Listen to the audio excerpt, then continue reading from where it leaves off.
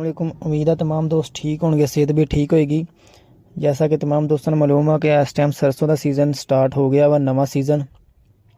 अच्छे माल आ रहे मार्केट फिलहाल। खुश्क पिछे दिन लगे थे चंगे हुण ते अच्छे माल खुश्क आ रहे। अच्छे माल जिहड़े तकरीबन 7000 रुपये तक सेल हो रहे हैं। 7100 रुपये कोई ढेरी विकदी है जिहड़ा ज़्यादा खुश्क होवे। लेकिन फिलहाल माल गिले ज़्यादातर आ रहे हैं क्योंकि सीज़न स्टार्ट आ। फिलहाल जिहड़ा गिला माल आ थल्लों 6000 रुपये तो लैके तकरीबन 7000 रुपये तक मार्केट है अच्छे खुश्क माल की। अगर देखा जाए मार्केट दे विच ते स्टाक ही हले मार्केट दे विच इंटर नहीं होया।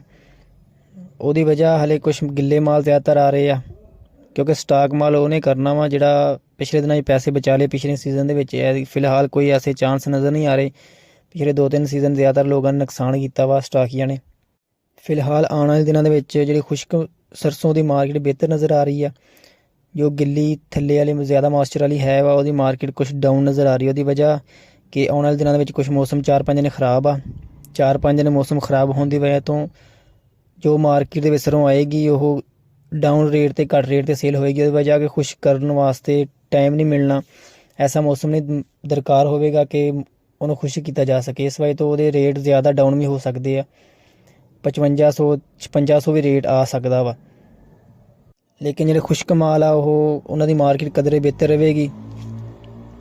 तकरीबन पिछले 2 साल तो एक चीज़ देखी गई है सरसों के कि ज़्यादातर लोगों ने नफ़ा नहीं दिता इन्हें स्टाकिया जो मार्केट में इंटर होए थे। क्योंकि पिछले 2 साल उन्होंने लोगों ने स्टाक किया माल जोड़े तकरीबन मार्केट में इंटर ज़्यादातर लोग नहीं होंगे।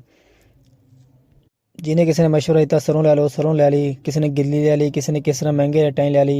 यानी कि जो वारा है सी वो वारे के हिसाब नाल सरों लई। इस वजह तो पिछले दिनों लोगों ने नुकसान किया पिछले सीजनों के। लेकिन मेरे ख्याल में फिलहाल इस टाइम देखा जाए तो स्टाक का मौका हले भी नहीं है सरसों का, क्योंकि 7000 रुपये रेट अप आ मार्केट फिलहाल अप आ। अगर सरसों खुश्क मार्केट 6000 6100 तक आवे फिर तकरीबन चांस है वा कि स्टाक किया जाए, फिर रिस्क लै सकते हैं।